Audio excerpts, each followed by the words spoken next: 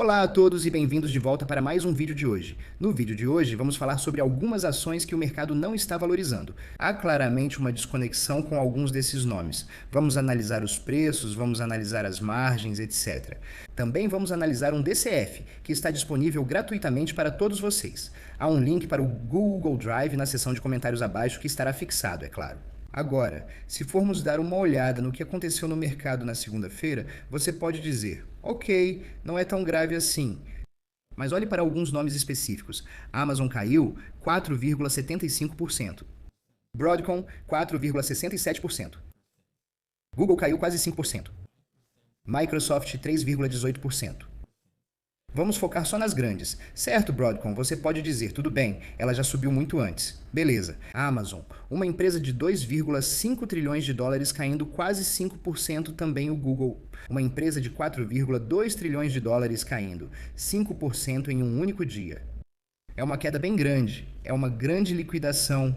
Sobre o Google, você pode mencionar que algumas empresas do setor espacial também caem, como ST Space Mobile, Rocket Lab com queda de 6,4% e SpaceX em baixa. E provavelmente é por isso, o que tudo bem. Vamos deixar o mercado decidir qual é o preço real da SpaceX. Mas em relação ao Google estar em baixa, isso significa que voltamos para cerca de 350 dólares por ação. Nós conversamos sobre alguns dos níveis em que gostaríamos de aumentar nossa posição no Google no domingo, e está ficando muito mais interessante, claro. Agora, em relação ao Google, é mais sobre, ok, alguns nomes-chave da IA dentro da empresa saindo para Anthropic, para OpenAI, etc. Eu acho que isso é uma reação exagerada. Não acho que o Google esteja em uma situação ruim agora, onde, por perder um pesquisador de IA ou algo assim, de repente eles não conseguiriam mais competir com os outros. Eu acho que já passamos muito desse ponto. Muito mesmo. E mesmo antes, quando Noam Chazir voltou para o Google, quando eles compraram a empresa, certo? Character IA, eles a compraram, etc. Quando ele voltou, não foi como se isso tivesse feito tanta diferença para a empresa como um todo. Então agora, com essas manchetes tipo pesquisador-chave de IA do Google sai para Anthropic ou OpenAI. Para mim, isso não significa nada. Se você olhar para o negócio de TPU do Google, Google Cloud, Gemini, a base de usuários, quero dizer, são muitos ventos favoráveis. E eu não acho que nada disso vai mudar. Só porque 2 pesquisadores ou profissionais importantes de IA dentro da empresa saíram para, sim, concorrentes. Essa é só a minha opinião. Com relação à Meta, claro, a Meta ainda está sendo pressionada. Eu realmente acho que muito desse impulso vai mudar quando tivermos o próximo relatório de lucros e, especialmente, a teleconferência de resultados. Com relação à Microsoft é de novo um daqueles papéis de que o mercado não gosta. Na verdade, é uma empresa de 2,7 trilhões de dólares neste momento. Ela também foi colocada no grupo das empresas de software por um motivo ou outro. Você pode dizer que a Microsoft é a maior empresa de software do mundo. Quando você observa o Azure, o crescimento e a lucratividade estão presentes. Também considero um nome subestimado. Com relação à Amazon, já disse antes e vou dizer de novo. Acho que essa é uma ação de 300 dólares, não de 232 dólares. Mas olha, quanto mais esse negócio cai, melhor é para os acionistas de longo prazo. Quanto ao restante aqui, as empresas de semicondutores estão sendo impulsionadas cada vez mais para cima, enquanto as empresas que estão gastando todo o capex estão caindo, o que é bastante interessante. Também temos a Palantir caindo 7%. A Palantir não está a 119, 120 dólares por ação. Acredite se quiser, não está super caro. Considerando o crescimento e a expansão das margens, não é um nome absurdo para observar agora. A Netflix caiu 5,82% em um único dia. E a Netflix é uma ação que já caiu 19,2% no acumulado do ano e 31%, quase 32% desde o pico que ela atingiu lá em abril. Se você olhar para as máximas das últimas 52 semanas, está em queda de 45%. Essa é a queda desde o pico de junho do ano passado. Netflix, na minha opinião, é um nome bastante incompreendido, um nome desrespeitado no mercado. É uma empresa de 309 bilhões de dólares com um PL histórico de 23,7 vezes e um PL futuro de 21 vezes. Sim, quando você olha para a empresa e não conhece a história por trás do que aconteceu, talvez não saiba que, sim, eles quiseram adquirir a Warner Brothers. Não aconteceu. Eles conseguiram alguns bilhões de dólares dessa empresa. Então, é claro, isso inflaciona o desempenho. Mas quando você olha para as projeções futuras da empresa, quando observa os últimos 12 meses, esta é uma empresa muito saudável. Agora, não é mais aquela empresa de alto crescimento que era antes. Não, mas ainda acho que há muito crescimento de 2 dígitos pela frente para essa empresa. Se olharmos o que eles nos disseram no último trimestre, eles ainda estão mantendo um crescimento orgânico de receita entre 12% e 14% para 2026. A orientação para a margem operacional continua em 31,5%. A receita de publicidade deve chegar a 3 bilhões de dólares em 2026, o que é o dobro do que eles fizeram em 2025. As pessoas estão subestimando isso. Isso. São 3 bilhões de dólares em receita de publicidade de alta margem. E, na minha opinião, acho que eles estão no caminho certo para superar isso. E adivinha só? E este é apenas o segundo ano forte. No próximo ano, esse número aumentará. No seguinte, crescerá ainda mais e assim por diante. São receitas de alta margem. Agora, é claro, quando olhamos para alguns indicadores de preço, como o PL futuro, preço sobre fluxo de caixa livre futuro, EV com EBITDA futuro, podemos ver que estamos bem baratos aqui.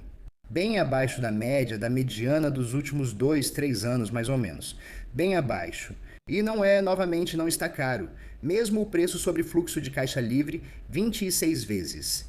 A gente olha o PL futuro, 21, 22 vezes EV sobre EBITDA, 17,3 vezes. Então você não está pagando um prêmio para ter, na minha opinião, um negócio premium. Agora você pode perguntar, o que tem de premium nisso? Na minha opinião, este é um negócio premium. Margem operacional nos últimos 12 meses, 29,7%. Margem líquida, 28,5%. Margem de fluxo de caixa livre, 25,4%.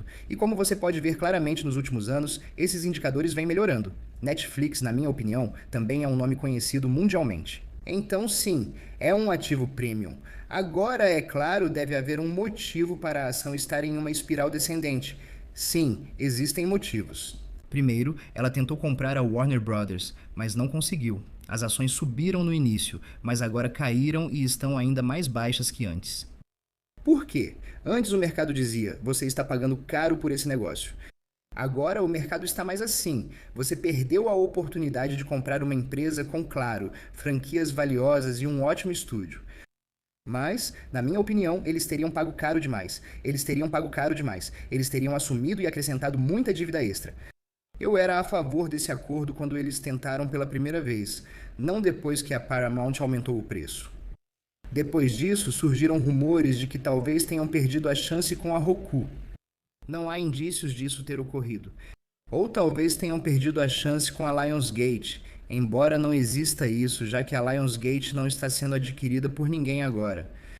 Acredito que investir na Lionsgate faz sentido, já que a empresa vale menos de 5 bilhões de dólares. As ações já subiram 63% neste ano, provavelmente por causa de todo esse ciclo de aquisições em que estamos. E se precisassem pagar um prêmio, custaria uns 6, 7 bilhões de dólares? No máximo, 8 bilhões. Eles têm um pouco de dívida. Mas comparando com o balanço saudável que a Netflix tem, quanto é? 1, talvez no máximo 2 bilhões de dólares dessa dívida. Isso não é nada. Aqui você recebe um grande estúdio, conteúdo de qualidade, vasta propriedade intelectual e títulos muito grandes. Por que não? Então, o mercado talvez esteja se perguntando, o que a Netflix vai fazer a seguir? Eles precisam disso para crescer mais? Ou será que está tudo bem para eles ficarem só com o crescimento orgânico? E, aliás, crescimento orgânico não significa apenas produções originais da Netflix, também inclui licenciamento, certo? Na plataforma da Netflix, você tem muita opção, tanto conteúdo próprio da Netflix quanto conteúdo licenciado. E, aliás, não sei se você percebeu, mas como estamos no verão dos esportes nas últimas semanas, eles adicionaram uma quantidade insana de conteúdo esportivo na plataforma.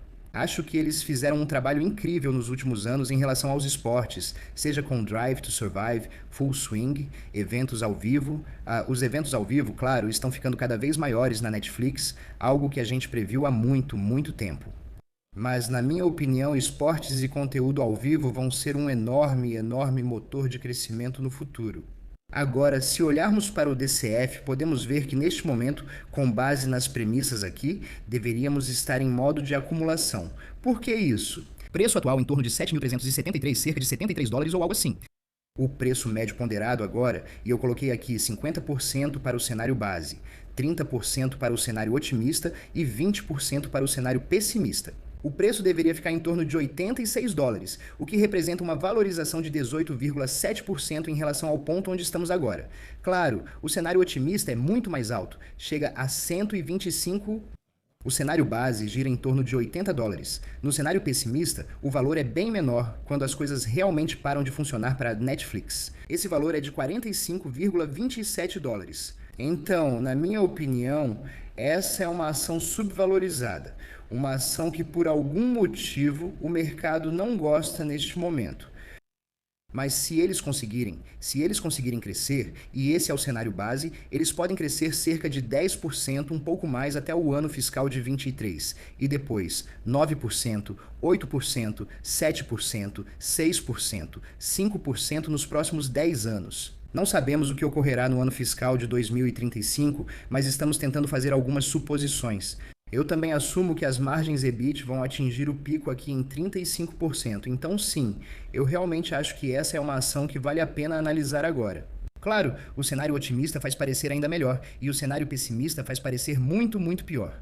Mas mesmo no cenário pessimista, o cenário pessimista basicamente assume que o crescimento vai continuar, mas está desacelerando muito, muito mais rápido do que antes. E a margem EBIT não se expande tanto quanto o restante. Então, esse é o caso da Netflix para você. Me diga aí nos comentários abaixo se você acha que está subvalorizada, ainda supervalorizada, ou se você não tem nenhum interesse nisso. Agora, tenho quase certeza de que todos aqui têm interesse na próxima. Como sei disso? Porque é uma escolha óbvia. Amazon. Agora, a Amazon nos últimos 12 meses ainda está com uma alta de 10,6%, mas está passando por uma queda de cerca de 16,2%. Agora, a Amazon, ao contrário da Netflix, não é. Ok, o nome mais barato que existe quando você olha para o indicador tradicional de preço. Mas, por outro lado, a Amazon nunca vai parecer barata com base nos indicadores tradicionais de preço, porque a Amazon faz de tudo para crescer, reinvestir no negócio e expandir seu mercado total endereçável. Isso é algo que eles vêm fazendo nas últimas 2 décadas, então não é surpresa nenhuma. Mas, quando olhamos, por exemplo, para a margem líquida de lucro, podemos ver que nos últimos anos isso vem melhorando. Ao analisar a margem operacional, vemos o mesmo cenário, porém, na margem de fluxo de caixa livre, a tendência muda. Isso porque eles estão investindo $200 bilhões. Eles estão investindo na AWS, estão investindo em robótica, em IA, ainda na rede logística deles. Então, isso faz sentido para mim, assim como fez aqui, embora talvez aqui tenha sido um gasto exagerado durante a pandemia e assim por diante. Mas veja o que aconteceu depois. A recuperação aconteceu bem rápido. Eu não sei quando isso vai chegar ao fundo do poço, mas tenho quase certeza de que quando chegar, também vai subir de novo bem rápido, porque a Amazon, em sua essência, é uma empresa muito bem administrada. E uma vez que o grande ciclo de gastos desacelere, não desapareça, mas desacelere, você vai começar a ver o quão lucrativo todo o negócio vai ser. E ainda me surpreende que o mercado desconsidere o crescimento da AWS e a aceleração desse crescimento. Nós vimos a AWS reacelerar, vimos a margem aumentar novamente. Eu realmente acho que isso vai continuar, certo? A Anthropic não está desacelerando. A Anthropic é uma grande usuária da AWS. Não está desacelerando. A OpenAI, na minha opinião, também não está desacelerando. O próprio negócio de chips da Amazon não está desacelerando. Sozinho, isso pode ser um negócio extremamente valioso, mais valioso do que muitos outros fabricantes de chips por aí. Então, sempre acho engraçado ver a Amazon sendo desrespeitada só porque já vale 2,5 trilhões de dólares, talvez até 3 trilhões. Isso não quer dizer que não possa crescer ainda mais. Essa é uma empresa que vai gerar mais de 1 trilhão de dólares em receita. Não em 10 anos, mas no ano fiscal de 28. Então, em 2 anos, menos de 2 anos, essa empresa vai estar gerando mais de 1 trilhão de dólares em receita. E adivinha só? Na próxima década, grande parte dos negócios da Amazon vai ter margens mais altas. Muitas coisas serão automatizadas. Eles vão usar robótica. Eles vão usar IA. Então, mesmo o negócio de crescimento lento e baixa margem, que é a parte de compras de tudo isso, vai ficar cada vez melhor. Aliás, se você se pergunta onde conseguir essas informações que aparecem na tela. Bem, meu grande parceiro, Fiscal.ai, tem um link aí na descrição e no comentário fixado. Você vai ganhar 15% de desconto. Se você ainda não usou, a maioria de vocês já usou, e eu agradeço muito por isso. Mais uma vez, se você for um novo usuário, vai ganhar o Fiscal Pro de graça nas 2 primeiras semanas. Os links estão aí embaixo. E acredite se quiser, quando você olha para a Amazon e com base nas nossas suposições, bem, a Amazon deveria estar mais perto de 321 dólares por ação. Então, um potencial de valorização de 38,6% em relação ao ponto onde estamos agora. Além disso, não é baseado em algumas suposições malucas de crescimento extremo. Não. Eu ainda acredito que a Amazon pode crescer na faixa dos 10 a 12% no futuro próximo. Por quê? Muito simples. A AWS, publicidade, assinaturas, robótica, automação, compras, comércio eletrônico, tudo isso sim, pode fazer a Amazon continuar crescendo na casa dos 2 dígitos baixos no futuro próximo. Você pode ver aqui 1,5 trilhão de dólares no ano fiscal de 31. Esse é o cenário otimista. O cenário base ainda assume que até o ano fiscal de 2030 eles ainda estarão crescendo a receita em 10,5%. Eles estarão gerando 1,25 trilhão de dólares até lá. Até lá. É possível. Eu não acho que essas suposições sejam tão absurdas. E mesmo no cenário pessimista, o cenário pessimista diz que, ok, no ano fiscal de 29 é quando eles vão começar a crescer 9%. Ainda acho que estou sendo rigoroso com o cenário pessimista, mas tudo bem. Então, dito tudo isso, eu realmente acho que a Amazon também está sendo desrespeitada. E a Amazon vem sendo desrespeitada pelo mercado já faz um bom tempo. Pode-se dizer que a culpa é deles por gastarem demais e não se importarem com o preço das ações. Eles não compram ações de volta, nem fazem nada disso. Mas eles farão isso, pois será tão lucrativo que o fluxo de caixa livre poderá chegar a dezenas ou até centenas de bilhões de dólares no futuro. E mesmo depois de todos os reinvestimentos, eles ainda vão ter muito dinheiro sobrando. Sim, ao contrário da Netflix, acredito que muitos de vocês querem comprar mais ações da Amazon. Agora, quanto ao último, provavelmente é aquele em que teremos uma pequena batalha pela frente. E o último, claro, é a Uber. Agora, a Uber ou é odiada ou amada. Não, essa rejeição provavelmente vem só daqueles que acham que a Tesla e talvez a Waymo vão dominar mais de 90% do mercado de mobilidade. Acho que isso nunca vai acontecer. Mas tudo bem, seguindo em frente, a Uber caiu 16,4% nos últimos 12 meses e está passando por uma queda de cerca de 28,8% desde o seu pico. A Uber vale quase o mesmo que a Waymo no mercado privado. Agora, você já pode imaginar que a Waymo não está gerando 53,6 bilhões de dólares em receita. A Waymo também não é lucrativa. A Waymo não tem uma margem de fluxo de caixa livre de 18,3%. Agora, estou dizendo isso como um grande entusiasta do Google, mas essa avaliação não faz nenhum sentido. Agora, é claro, só porque a Waymo vale cerca de 130 bilhões de dólares no setor privado, isso não significa que a Uber deva valer 5 vezes isso. Não, a Waymo está definitivamente supervalorizada. Mas o que estou dizendo aqui é que a Uber está subvalorizada nos mercados públicos. Agora, você também poderia dizer, sim, mas o motivo pelo qual a Waymo vale tanto é por causa do potencial dos veículos autônomos e pelo fato de que eles podem dominar todo o peixe no mercado, o que, novamente, para mim, não faz nenhum sentido. Isso não vai acontecer porque, como a Uber provou e como muitos outros participantes no setor de veículos autônomos provaram, quando você tem muitos concorrentes. O mundo é bem grande. Mesmo hoje, ao olhar para o negócio da Uber, parece extremamente maduro. Mas muitas pessoas não sabem que existe a divisão de mobilidade da Uber, você tem o delivery, que é enorme para eles. Por algum motivo, estamos desconsiderando isso. E claro, a Uber segue atuando em veículos autônomos. Ela não está parada quando se trata de comércio, quando se trata de atacado. Ela não está parada, investiu em vários participantes do setor de veículos autônomos. Ela tem parcerias com muitos participantes do setor de veículos autônomos. E adivinha só? Com o passar dos anos, muitos desses participantes vão ter suas frotas nas estradas. Adivinha de onde você vai poder pedir esses veículos? O aplicativo da Uber. Claro, mais recentemente, agora você também pode reservar hotéis pela Uber através da parceria com a Expedia, o que faz sentido. E gostando ou não da Uber ou das ações da Uber, você não pode me dizer que ela não está barata agora. A empresa é barata, pois gera bilhões em fluxo de caixa livre anualmente. Ela ainda está crescendo, e olha para os múltiplos futuros aqui, não estão tão elevados assim. Olhando para as margens dos últimos 12 meses, embora você possa ver claramente aqui, se formos para o trimestral, eles tiveram alguns picos pontuais que afetaram ou que estão afetando os últimos 12 meses aqui. Mas, no geral, nos últimos anos, dá para ver que esse é um negócio que está crescendo e se tornando cada vez mais lucrativo. Isso não é só um aplicativo de táxi. Além disso, se você olhar para a quantidade de viagens acontecendo na Uber, isso continua crescendo. E sim, estamos vendo uma aceleração no crescimento no último trimestre. Bem, nos últimos 12 meses, mas se você pegar só o último trimestre, foi um crescimento de 20,7% em relação ao ano anterior. Para mim, essa não é uma empresa que está atingindo o auge, nem de perto. Eles, na verdade, estão esperando um ano muito forte em 2026. Espero que a Copa do Mundo dê um grande impulso para essa empresa. Porque adivinha, Uber nos Estados Unidos, no Canadá, é mais lucrativo para eles do que o Uber em outras partes do mundo. Você, claro, tem o segmento de publicidade do negócio que também está crescendo bastante rápido.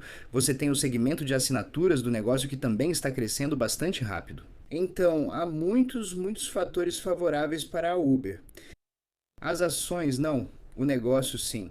E eu ainda acho que eles vão ser um grande vencedor em um mundo onde os veículos autônomos se tornem a norma. Certo, já estamos em meados de 2026. Você vê Teslas aparecendo por toda parte sem motorista? Não. Essas implementações levam tempo. E quanto mais Tesla e Waymo demoram, mais tempo os concorrentes têm para lançar suas frotas. A Nvidia também está ativa. Então, na minha opinião, a Uber está muito bem posicionada. E, enquanto isso, o negócio está fazendo o que deveria estar fazendo, que é crescer, se tornar mais lucrativo e gerar bilhões de dólares em fluxo de caixa livre. Então, quando você olha agora para onde o preço deveria estar, o preço deveria estar em $105 por ação, que é 47% de valorização em relação a onde estamos agora, baseado, é claro, nas minhas próprias suposições aqui, que, obviamente, você pode fazer por conta própria. Se você acha que eu estou sendo otimista demais, pessimista, tanto faz, você pode fazer essas análises por conta própria. Sim, acredito que a Uber ainda tem muitos anos para crescer mais de 10% em receita, o que considero fácil de atingir. E quando isso acontecer, claro, você vai ter uma mistura com veículos autônomos. Eu realmente acho que as margens também vão aumentar. Esse é o cenário otimista aqui. Esse é o cenário base, também muito realista. No cenário pessimista, que supõe que as coisas não sairão como eles querem, ainda assim haverá crescimento. Eles ainda vão ser lucrativos, mas não tão lucrativos. E não vão crescer tão rápido quanto deveriam para justificar o preço. Agora, mesmo no cenário pessimista, ok, é uma queda de 19,5% em relação ao patamar atual. Eu coloquei aqui uma probabilidade de 20%, eu posso colocar aqui 10, 15% e aumentar o cenário base, na verdade. Mas ok, para efeito de discussão aqui é basicamente isso. De novo, um desses nomes, muito subestimado. Empresa em crescimento e muito lucrativa. Ainda assim, o mercado prefere inflar nomes ligados à computação quântica e outros negociados a múltiplos de 50 ou 100 vezes o faturamento, mesmo sem saber quem usa esses produtos ou serviços. No entanto, aqui sabemos que muitas pessoas ao redor do mundo estão usando os serviços da Uber. Claro, a lista pode continuar e continuar. Eu posso falar sobre a Meta todos os dias da semana. Eu posso falar sobre a Microsoft, posso falar sobre a NUM ou Cado Livre, especialmente agora que há muito movimento em direção a um ambiente mais pró-negócios e de economia aberta na América Latina. Eu acho que isso pode ser um grande impulso para todas essas empresas. E talvez eu faça um vídeo sobre esses nomes mais tarde esta semana. Mas agora, eu queria realmente focar nesses 3 nomes aqui. Me diga o que você acha aí na seção de comentários abaixo. Se você está de olho em algum desses nomes, ou talvez em outros nomes que eu deveria estar olhando, me avise aí na seção de comentários também. Confira fiscal.ai para ganhar 15% de desconto e a gente se vê no próximo vídeo. Tchau!